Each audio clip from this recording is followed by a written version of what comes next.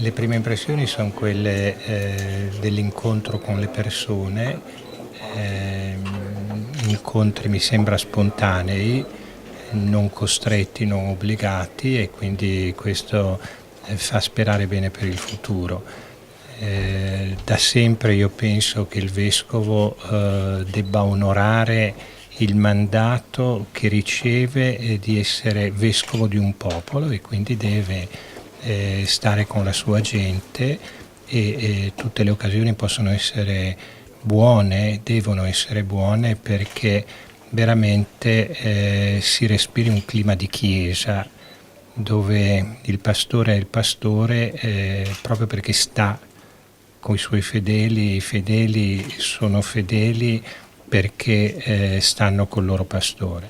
Ecco, noi dobbiamo cercare, secondo me, di creare proprio questa immagine di chiesa, comunione, comunità, sapendo che le diversità ci possono arricchire, però sapendo anche che guardiamo tutti al Signore Gesù e vogliamo appartenere a Lui, e prima di tutto deve appartenere a Lui il pastore, ecco. Quindi io vorrei che l'incontro con la gente fosse qualcosa di normale, fosse qualcosa di ripetuto, fosse qualcosa di aspettato reciprocamente. Ho incontrato i lavoratori, i giovani, anche i bisognosi. Come mai? Perché quando si ragionava con le prime visite avute a Genova con i delegati dell'amministratore apostolico, si voleva cercare di fare uscire una chiesa nella realtà, e mi sembra che la realtà sia molto ampia, ma abbia dei punti particolari. I nostri giovani, le persone in difficoltà, quindi il mondo del lavoro, e poi la realtà, direi, dei bisognosi, perché noi apparteniamo a una società che pensa, fin tanto che non ci capita direttamente qualcosa, che certe cose capitino solo agli altri.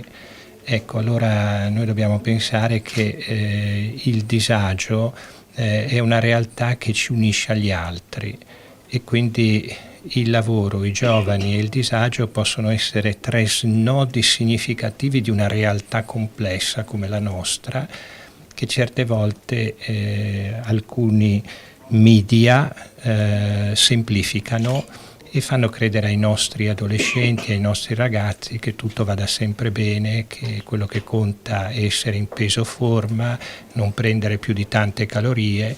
Ecco, ma noi stiamo andando per una strada sbagliata, e invece bisogna che i nostri ragazzi capiscano che c'è una realtà, che è il lavoro, le famiglie che stanno dietro ai lavoratori, che sono loro, che devono prepararsi ad assumersi delle responsabilità, e poi è anche la situazione di disagio. Quando la povertà è diffusa vuol dire che qualcosa nella nostra società non va bene.